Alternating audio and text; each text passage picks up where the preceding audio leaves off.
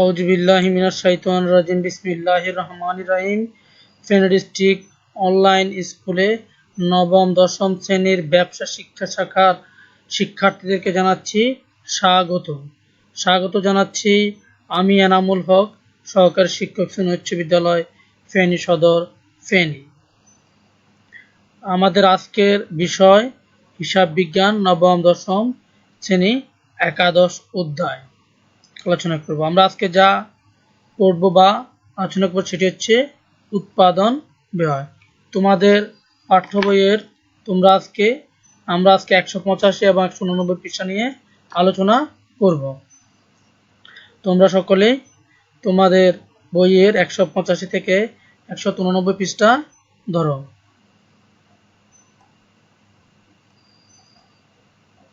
এখন আমরা একটা ভিডিও দেখব। বাঁধন ফ্যাশন লিমিটেড নারায়ণগঞ্জ জেলার বিসিক শিল্পনগরীতে অবস্থিত আধুনিক পোশাক শিল্প প্রতিষ্ঠান। বৃহৎ আয়তনের এই প্রতিষ্ঠানে নিজস্ব কারখানায় স্পিনিংয়ে উৎপাদিত সুতা থেকে উইভিং এবং নিটিংয়ের মাধ্যমে ফেব্রিক বা কাপড় প্রস্তুত করার পাশাপাশি তাদের রয়েছে ডাইং সেকশন, যেখানে কাপড়গুলোকে প্রাকৃতিক তেল, ওয়াক্স ইত্যাদি সাহায্যে কাপড়গুলোকে রঙিন করা হয়। এরপরই আসে আমাদের আলোচ্য পোশাক তৈরির প্রক্রিয়া। ওয়েট প্রসেসিং ধাপে পাওয়া রঞ্জিত ফেব্রিকসমূহ পরবর্তীতে কাটিং, সুইং, স্ট্রিমিং, ফিনিশিং ইত্যাদি বেশ কয়েকটি ধাপ নিখুঁতভাবে সম্পন্ন করা হয়। জটিল ও সময় সাপেক্ষ কাজটাও এখানে করা হচ্ছে কম্পিউটার দ্বারা। কম্পিউটারে ক্যাড প্রযুক্তির সাহায্যে প্যাটার্নগুলোকে ম্যানুয়ালি বা অটোমেটিকভাবে সাজিয়ে খুব কম সময়ে তৈরি করা হচ্ছে মার্কার। আর এসব করছে এখানকার দক্ষ কারিগররা। আমি বাঁধন ফ্যাশনে চাকরি করে 5 বছর যাবৎ আমি অনেক স্বাবলম্বী হয়েছি। আশা করি আমার মতো অনেকেই হয়েছে এখানকার। আমি এই জায়গায় 11 বছর ধরে কাজ করি। 10 তারিখের ভিতরে আমরা স্যালারি পাই, স্যালারি নিয়ে কোনো সমস্যা হয় না। বাংলাদেশের অর্থনৈতিক উন্নয়নের প্রথম সারিতে রয়েছে পোশাক শিল্পের অবদান। গার্মেন্টস পণ্য রপ্তানিতে বিশ্বের চীনের পরেই বাংলাদেশের অবস্থান। আর ইউরোপের বাজারে গত বছর পোশাক রপ্তানিতে প্রবৃদ্ধির শীর্ষে বাংলাদেশ উঠে এসেছে বলে সম্প্রতি জানিয়েছে ইউরোপের গার্মেন্টস ও টেক্সটাইল পণ্য আমদানির হিসাব সংরক্ষণকারী ইউরোস্ট্যাট। সংস্থাটির প্রকাশিত এক প্রতিবেদনে বলা হয়, ইউরোপীয় ইউনিয়নভুক্ত 28টি দেশের বাংলাদেশের গার্মেন্টস পণ্যের রপ্তানি বেড়েছে 11.17%। সেখানে রপ্তানিকারক শীর্ষ 10টি দেশের মধ্যে অন্যান্য দেশের প্রবৃদ্ধি বাংলাদেশের নিচে। প্রতিবেদনের প্রেক্ষিতে বাংলাদেশের পরে শীর্ষে রপ্তানিকারক দেশ চীনের প্রবৃদ্ধি রয়েছে 1.65%। এই সূচক ধরে রাখার জন্য যে অসুবিধা বিরাজ করছে তা দ্রুত সমাধানের জন্য সরকারের প্রতি আহ্বান জানান বাঁধন ফ্যাশন লিমিটেডের। দেখো, তোমরা ভিডিও থেকে যেটি বুঝতে পারলে সেটি হচ্ছে আজকে আমাদের পাঠ হচ্ছে উৎপাদন ব্যয়।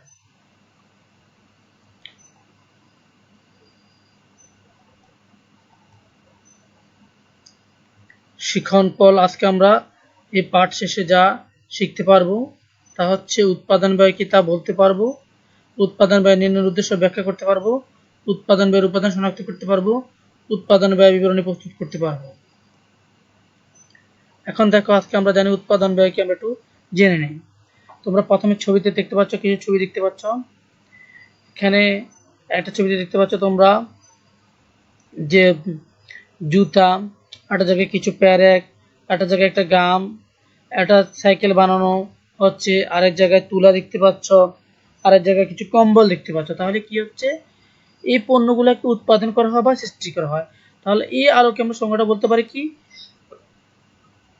কোনো পণ্য বা সেবা সৃষ্টি বা উৎপাদন বা অর্জন করতে যে ব্যয় হয় বা মূল্য ত্যাগ হয় অথবা খরচ হয় তাকেই উৎপাদন ব্যয় বলা হয়।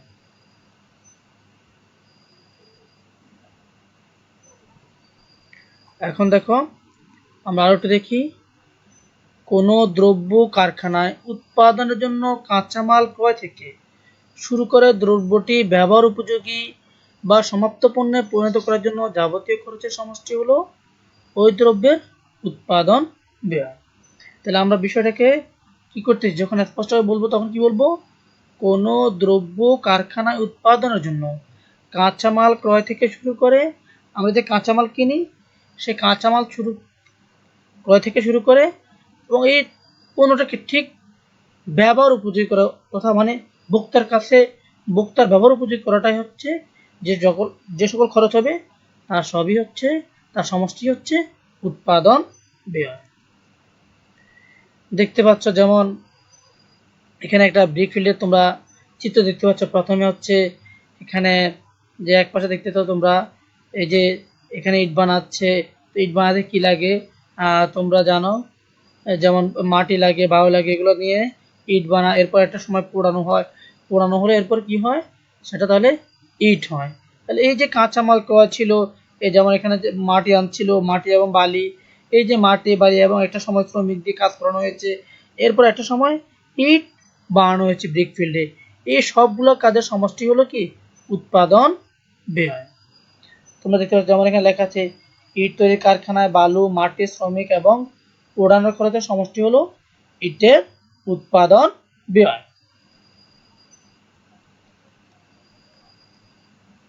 এখন দেখো উৎপাদন ব্যয় নির্ণয়ের উদ্দেশ্য। আমরা কেন উৎপাদন ব্যয়টা নির্ণয় করব, কেন করব, এর প্রথম ও প্রধান কারণ হচ্ছে লাভ লোকসান নির্ণয়। একটা প্রতিষ্ঠানের যে লাভ লোকসান নির্ণয় করতে গেলে, একটা প্রতিষ্ঠানকে লাভজনক যদি প্রতিষ্ঠানে রূপান্তর করতে হয়, তাহলে আমাদেরকে উৎপাদন ব্যয়টা জানতে হবে। উৎপাদন ব্যয় যদি আমরা ঠিক না করি, তাহলে প্রতিষ্ঠান পণ্যের মূল্য নির্ধারণ করতে পারবে না। সঠিক যদি মূল্য নির্ধারণ না হয়, সেক্ষেত্রে ব্যবসায় যথাযথ লাভ হবে না। আর প্রতিটি ব্যবসায়িক প্রতিষ্ঠানের মূল উদ্দেশ্য হচ্ছে ব্যবসায়ের সঠিক আর্থিক চিত্র তথা প্রকৃত লাভ লোকসান সম্পর্কে অবগত হওয়া। উৎপাদন ব্যয় নির্ণয়ের মাধ্যমে সেই লাভ লোকসান নির্ণয় করা সম্ভব। এরপর দেখো হচ্ছে মজুত পণ্যের মূল্য নির্ধারণ। আমরা মজুত পণ্য বলতে সাধারণত সমাপনী মজুতকে বুঝে থাকি। হিসাবকাল শেষে যে মজুত পণ্য গুদামে থেকে যায়, তার মূল্য নির্ধারণের ক্ষেত্রে উৎপাদন ব্যয় নির্ণয় করা অত্যন্ত প্রয়োজন। তোমার যে পণ্যটা রয়ে গেল, সেটা কত দাম, তার মূল্য তোমাকে অবশ্যই নির্ণয় করতে হবে। তো নির্ণয় করতে হলে তোমার কি লাগবে, সেক্ষেত্রে তোমার এই মজুত পণ্য তথা উৎপাদন ব্যয় নির্ণয় করতে হবে। এরপর আছে তোমার দায়িত্ব নির্ধারণ। পূর্ব নির্ধারিত উৎপাদন ব্যয়ের সাথে প্রকৃত ব্যয় তুলনা করে তারতম্য বা পার্থক্য বের করে পার্থক্য বা তারতম্যের কারণ এবং কোন কোন ক্ষেত্রে পার্থক্য রয়েছে, এই পার্থক্যের জন্য কোন ব্যক্তি দায়ী তা নির্ধারণ করে ব্যয় নিয়ন্ত্রণ করা যায়। যে যাকে যে দায়িত্ব ছিল, যার প্রতি যে দায়িত্ব অর্পণ ছিল, সে কি যথাযথভাবে দায়িত্ব পালন করেছে, এই দায়িত্ব নির্ধারণের জন্য আমাদেরকে উৎপাদন ব্যয় করতে হয়, নির্ণয় করতে হয়। এবার হচ্ছে বিক্রয় মূল্য নির্ধারণ। সবচেয়ে গুরুত্বপূর্ণ যে বিষয়টি হচ্ছে আমার প্রতিষ্ঠান কিভাবে চলবে, আমার এই প্রতিষ্ঠানের লাভ ক্ষতি প্রতিষ্ঠানকে চলমান রাখতে হলে এই একটি পণ্যের সঠিক মূল্য নির্ধারণ করতে হবে। কারণ যদি অসঙ্গত হয়, ব্যবসা প্রতিষ্ঠান টিকে থাকতে হলে পাশাপাশি আরেকটা প্রতিষ্ঠানের সাথে বিক্রয় মূল্য যাতে এমন না হয় যে তার চেয়ে অনেক বেশি, তাহলে সেটা বাজারে যে ভোক্তারা গ্রহণ করবে না, অথবা অনেক কম তাও ভোক্তারা নেবে না ভোক্তাদের দিক থেকে, অথবা আমার এমনভাবে হয়েছে যা উৎপাদন ব্যয়েও সেখানে যতটুকু আমার খরচ হয়েছে বিক্রয় মূল্য তার চেয়ে কম নির্ধারণ, তাহলে ব্যবসা প্রতিষ্ঠান অনেক বেশি লোকসানের সম্মুখীন হবে। তাই এই সকল দিক বিবেচনা করে পণ্যের বিক্রয় মূল্য নির্ধারণ করতে হয়। এখানে যে কাজটা করতে হয়, উৎপাদন ব্যয় নির্ণয় কৌশল বলে, এখানে যে বিষয়গুলো আমাদের দেখতে হয়, কোম্পানির মুনাফা নীতি বিবেচনা করে এবং চাহিদা, বাজারে প্রতিযোগিতার অবস্থান, সরকারের নিয়ন্ত্রণ, তারপরে এই সকল কারণে পণ্য সামগ্রীর পাইকারি ও খুচরো মূল্য নির্ধারণ করা হয়। এখন দেখো বাজেট প্রণয়ন। আমরা জানি বাজেট হচ্ছে কোম্পানির ভবিষ্যৎ কর্মপ্রণালীর দিক নির্দেশনা। কোম্পানি প্রতিটি খরচের বাজেট প্রস্তুত করতে হয়। একক প্রতি উৎপাদন ব্যয় নির্ণয় করার ফলে মোট ব্যয়ের বাজেট নির্ণয় করা সম্ভব। বাজেট যদি নির্ণয় না করা হয়, তাহলে বাজেট নির্ণয় যদি না হয়, তাহলে ব্যবসা লাভজনক হবে না। আর বাজেট প্রণয়নের জন্য প্রয়োজন উৎপাদন ব্যয় নির্ণয় করা। প্রকল্প মূল্যায়ন। প্রকল্পটি কি লাভজনক না অলাভজনক, বা প্রকল্পটিতে কি লোকসান, এই জন্য কি করতে হবে, প্রকল্প মূল্যায়ন করতে হবে। যে কোনো প্রতিষ্ঠানকে কোনো প্রকল্প হাতে নেওয়ার পূর্বে অর্থনৈতিক দিক থেকে প্রকল্পটি লাভজনক হবে কিনা তা মূল্যায়ন করে নিতে হবে। এই জন্য আমাদের প্রকল্প মূল্যায়নের জন্য কি করতে হবে, উৎপাদন ব্যয় নির্ণয় করতে হবে। তাহলে আমরা ইতিমধ্যে উৎপাদন ব্যয় নির্ণয়ের উদ্দেশ্যগুলো জানলাম। লাভ লোকসান নির্ণয়, মজুত পণ্যের মূল্য নির্ধারণ, দায়িত্ব নির্ধারণ, বিক্রয় মূল্য নির্ধারণ, বাজেট প্রণয়ন, প্রকল্প মূল্যায়ন। এবার দেখো আমরা উৎপাদন ব্যয়ের উপাদানগুলো একটু দেখব। উৎপাদন ব্যয়ের উপাদানগুলো কি কি? আসলে আমরা প্রথমে যেটা জানি, উৎপাদনগুলো প্রধানত হচ্ছে 3 প্রকার: কাঁচামাল, শ্রম বা মজুরি, আরোপণযোগ্য খরচ। দেখো আমরা কাঁচামাল, শ্রম বা মজুরি দেখতে পাচ্ছি। আবার এগুলোকে প্রত্যেকটাকে দুইটা করে ভাগ করা হয়েছে, প্রত্যক্ষ এবং পরোক্ষ। কাঁচামালও 2 ভাগ, মজুরিরও 2 ভাগ, আরোপণযোগ্য খরচও 2 ভাগ।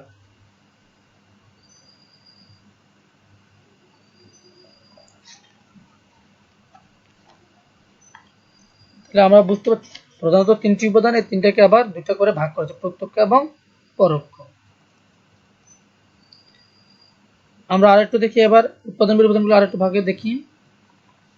তাহলে উৎপাদন ব্যয়ের উপাদান আবারও সেই 3 ভাগে দেখতে পাচ্ছি আমরা, সেটাকে আমরা আরেকটা ছকে নিয়ে আসলাম। তোমরা দেখতে পাচ্ছ কাঁচামাল 2 ভাগে, শ্রম বা মজুরি 2 ভাগে, আরোপণযোগ্য খরচ তাও 2 ভাগে, একটা ছকে তোমাদেরকে দেখানো হলো। এবার দেখো উৎপাদন ব্যয়, মোট ব্যয় বিশ্লেষণ। উৎপাদনের মোট ব্যয় বিশ্লেষণ করবো আমরা এখন। কিভাবে করব? এটা তোমাদের বইয়ের 187 পৃষ্ঠায় আছে। এই যে দুটি চার্ট দেখালাম ইতিমধ্যে, এগুলো তোমাদের বইয়ের 186 এবং 187 পৃষ্ঠায় আছে। দেখো এটা আমরা কিভাবে করব, আমরা কিভাবে আমাদের এই মোট ব্যয়টা নির্ধারিত করব। দেখো এখানে ভাগগুলো দেখো তোমরা। প্রথমে কাঁচামাল আছে, তোমরা এই প্রথমে আমরা যেটা বের করবো সেটা হচ্ছে মুখ্য ব্যয়। মুখ্য ব্যয় কীভাবে করবো? আমরা প্রত্যক্ষ কাঁচামালের সাথে প্রত্যক্ষ শ্রম এবং প্রত্যক্ষ খরচ যোগ করে মুখ্য ব্যয় বের করবো। আবার বলছি, প্রত্যক্ষ কাঁচামাল যোগ প্রত্যক্ষ শ্রম যোগ প্রত্যক্ষ খরচ সমান সমান মুখ্য ব্যয়। এরপর দ্বিতীয় ধাপে যে কাজটি হবে, মুখ্য ব্যয়ের সাথে আমাদের কারখানা উপরিব্যয় যোগ হবে। কারখানা উপরিব্যয় বলতে আমরা কি বুঝি? কারখানা সংক্রান্ত সকল খরচকে বলা হয় কারখানা উপরিব্যয়। এরপর হচ্ছে উৎপাদন ব্যয় বা কস্টিং, যেটাকে আমরা কস্ট বলে থাকি। যে মূলত উৎপাদন ব্যয় এটা কস্ট বলা হয়, মুখ্য ব্যয় প্রাইম কস্ট, আর উৎপাদন। এখন দেখো এর উৎপাদন ব্যয়ের পর আরেকটা কাজ আছে, উৎপাদন ব্যয়ের পর আসবে এটা। তোমরা এই যে 3 নম্বরে যেটা দেখতে পাচ্ছ, প্রত্যক্ষ শ্রম যোগ কারখানা উপরিব্যয়, এটা কিন্তু তোমরা মনে করবা এটা কিন্তু প্রধান ধাপ না। উৎপাদন ব্যয়ের পরে আমাদের এই যে মোট ব্যয়ের ধাপটা, এই যদি আমাদের ক্ষেত্রে অনেক ক্ষেত্রে প্রশ্নে বলে যে রূপান্তর ব্যয় কি? রূপান্তর ব্যয় বলতে আমরা যেটা বুঝি সেটা হচ্ছে প্রত্যক্ষ শ্রম যোগ কারখানা উপরিব্যয় সমান সমান রূপান্তর ব্যয়। প্রত্যক্ষ শ্রম যোগ কারখানা উপরিব্যয় সমান সমান রূপান্তর ব্যয়। এখন তুমি দ্বিতীয়ত কি পেয়েছো? উৎপাদন ব্যয়। উৎপাদন ব্যয় এখন তোমাকে অনেক ক্ষেত্রে বলবে মোট ব্যয় বের করতে বা মোট ব্যয় কত। যখন আমরা মোট ব্যয় বের করতে হয় তখন আমরা উৎপাদন ব্যয়ের সাথে কি করি? উৎপাদন ব্যয় যোগ প্রশাসনিক উপরিব্যয় যোগ বিক্রয় উপরিব্যয়।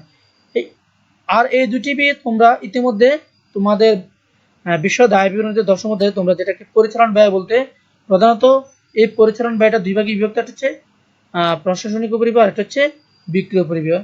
এগুলো হচ্ছে মোট ব্যয়।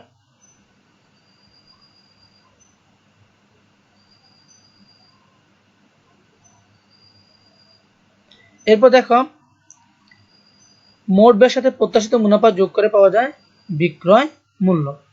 মোট ব্যয়ের সাথে প্রত্যাশিত মুনাফা যোগ করে পাওয়া যায় বিক্রয় মূল্য। এটা তোমাদের বইয়ে আছে, তোমরা ভালোভাবে দেখে নিবা। যদি বলে দেন কি মোট ব্যয় যে বিক্রয় মূল্য কিভাবে বের করবো, তখন আমরা মোট ব্যয়ের সাথে প্রত্যাশিত মুনাফা, প্রত্যাশিত মুনাফা হচ্ছে আমি যে টাকাটা মুনাফা অর্জন করতে চাই, যেটা আমি লাভ করতে চাই, সেটা হচ্ছে আমার প্রত্যাশিত মুনাফা। এখন আসো আমরা আমাদের উৎপাদন ব্যয়ের উপাদানগুলোকে কোনগুলা, কোন উপাদান প্রত্যক্ষ কাঁচামাল কি, প্রত্যক্ষ শ্রম কি, এগুলো একটু জানবো। এখানে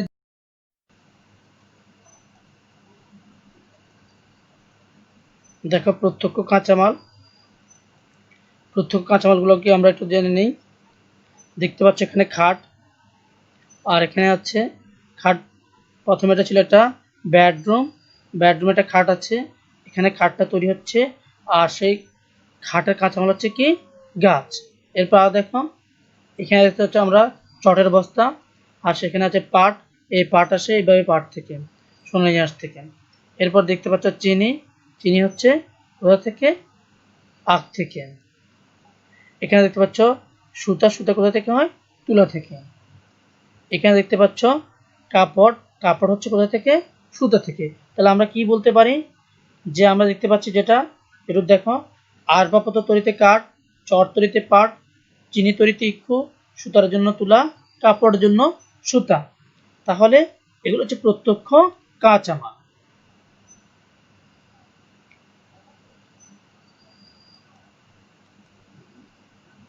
এবার দেখো পরোক্ষ কাঁচামাল। প্রত্যক্ষ কাঁচামাল বাদে অন্য সমস্ত ধরনের মালামালই পরোক্ষ কাঁচামাল বলে। যেমন এখন আমরা দেখতে পাচ্ছি, প্রথমে দেখতে পাচ্ছি কি, জুতা। জুতা তৈরি করতে যে চামড়ার হচ্ছে প্রত্যক্ষ, এরপরে আরো কিছু, যেমন এখানে তোমরা দেখতে পাচ্ছ গাম দেখতে পাচ্ছ, বা অন্যান্য কিছু ছোট জিনিস দেখতে পাচ্ছ, সেগুলো হচ্ছে পরোক্ষ কাঁচামাল। আরো কিছু দেখো, যেমন তোমরা দেখতে পাচ্ছ এখানে শার্ট, শার্ট তৈরিতে বোতাম, এরপরে এই যে জিনিস তোমরা দেখতে পাচ্ছ এখানে কিছু আসবাবপত্র তৈরি করতেছে, এখানে কিছু গাম লাগে, পেরেক লাগে, এগুলো হচ্ছে কি, পরোক্ষ কাঁচা মাল। তাহলে আমরা যেটা বলতে পারি, সেসব যেসব কাঁচামাল উৎপাদনের জন্য সরাসরি জড়িত নয়। এর মধ্যে দেখতে পাচ্ছি আমরা শার্ট তৈরির জন্য সুতা ও বোতাম, আসবাবপত্র তৈরির জন্য পেরেক, জুতো তৈরির জন্য আঠা, তাহলে এগুলো হচ্ছে পরোক্ষ কাঁচামাল ছিল আমাদের। এবার দেখো প্রত্যক্ষ মজুরি কি জিনিস। মজুরি কোনো দ্রব্য উৎপাদন করতে সরাসরি যে শ্রম জড়িত তাকে প্রত্যক্ষ শ্রম বলে। তোমরা দেখতে পাচ্ছ এখানে এই যে একজন সুতার মিলে কাজ করতেছেন, সরাসরি শ্রমিক, একজন পাট উৎপাদনে আছেন, আরেকজন পাটকলে আছেন। তাহলে এই যে পাটকলে শ্রমিকের মজুরি, কাপড় বয়নে তাঁত বা তাঁত শ্রমিকের মজুরি। সোজা কথা হচ্ছে যিনি সরাসরি উৎপাদনের সাথে জড়িত, তার যে শ্রমিক আছেন, সেই শ্রমিকের যে মজুরি দিতে হবে সেটি হচ্ছে আমাদের প্রত্যক্ষ মজুরি। এবার দেখো পরোক্ষ মজুরিটা কি। যেসব শ্রমিক সরাসরিভাবে কোনো দ্রব্য উৎপাদন কার্যে জড়িত নয়, তবে উৎপাদন কাজে সহায়তা করে, তাদেরকে পরোক্ষ শ্রম বা মজুরি বলে। যেমন আমরা গার্মেন্ট শিল্পে যেটা দেখি, একজন ওয়ার্কার আছে, একজন শ্রমিক আছে, তার আবার সহকারী লাগে। দেখো এখানে কি বলছে, হ্যাঁ এখানে বলছে কি, গার্মেন্টস কারখানায় হেল্পারের মজুরি। হেল্পার বলতে মানে কি, সহকারী।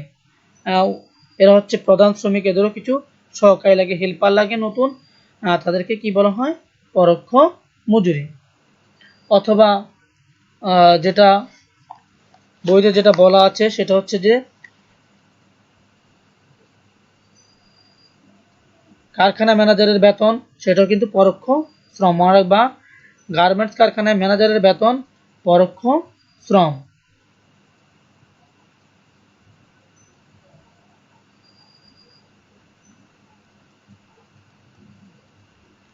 এবার দেখো আমাদের কিছু খরচ ছিল, আরোপণযোগ্য খরচ ছিল তৃতীয়তে, যে আরোপণযোগ্য খরচগুলো আবার দুই ভাগে বিভক্ত, প্রত্যক্ষ খরচ, পরোক্ষ খরচ। আজকে আমরা জানবো এই আরোপণযোগ্য খরচের মধ্যে প্রত্যক্ষ খরচগুলো কি কি। তোমরা দেখতে পাচ্ছ, এটা তোমরা জানো ঢালাই মিক্সিং মেশিন, যেটাকে আমরা আঞ্চলিক ভাষায়, কিন্তু এটা হচ্ছে মূলত কি, ঢালান কোটা মানে কংক্রিট মিক্সারের যে ভাড়া দেওয়া হয়, এটা হচ্ছে প্রত্যক্ষ আরোপণযোগ্য খরচ। এর মধ্যে আরো হচ্ছে যেরকম দালাল কোঠা নির্মাণে বিশেষ কংক্রিট মিক্সারের ভাড়া, ঠিক। এরপর দেখতে পাচ্ছ ঠিকাকার যে দরপত্র, ক্রয় মূল্য, স্থাপত্য নকশা প্রণয়ন খরচ, এরপর সে জুতা তৈরির পরমা, এই যে কাজগুলো, এগুলো হচ্ছে কি প্রত্যক্ষ খরচ। এবার দেখো পরোক্ষ খরচগুলো দেখি আমরা কি কি আছে। আরোপণযোগ্য খরচের মধ্যে পরোক্ষ খরচ, যে ব্যয় উৎপাদিত প্রত্যেকটি পণ্যের জন্য আলাদাভাবে চিহ্নিত করা যায় না, তাদেরকে পরোক্ষ ব্যয় বলা হয়। যে কোনটি কার জন্য আমি সেপারেট করতে পারি না, আলাদা করতে পারি না, যে ব্যয়টা উৎপাদিত প্রত্যেকটি পণ্যের জন্য, যে এই পণ্যের জন্য কত, এই পণ্যের জন্য কত, আংশিক কিছু ধরা হয়, সেটাকে বলা হয় পরোক্ষ খরচ। যেমন আছে টেবিল তৈরিতে যে একজন মনে করো একটা টেবিল বানাবে, এখন প্যারাক লাগে, যেমন এর মধ্যে আছে নতুন বাজার সৃষ্টি, পুরাতন বাজার বজায় রাখা, খরিদ্দারকে আকৃষ্ট করার বিজ্ঞাপন, পৌরকর আছে, টেলিফোন বিল আছে, অফিস ভাড়া আছে, এগুলা। আরও আছে যেমন টেবিল তৈরি করতে তোমার প্যারেক লাগবে, কতটুকু প্যারেক লাগছে তুমি কনফার্ম জানো না, এটা একটা আনুমানিক ধরেছ, সেটাই হচ্ছে পরোক্ষ খরচ, যেটা তোমাকে সরাসরি নির্ণয় করা যায় না যে খরচটা, সেটাই হচ্ছে কি পরোক্ষ খরচ। তোমরা দেখতে পাচ্ছ এখানে।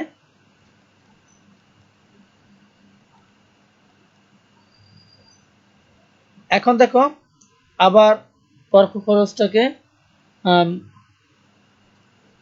আরো কিছু ভাগ দিয়েছে, কারখানা উপরিব্যয়, প্রশাসনিক উপরিব্যয়, বিক্রি উপরিব্যয়। পরোক্ষ খরচকে আবার কি নামে বলে? উপরিব্যয় নামে বলা হয়।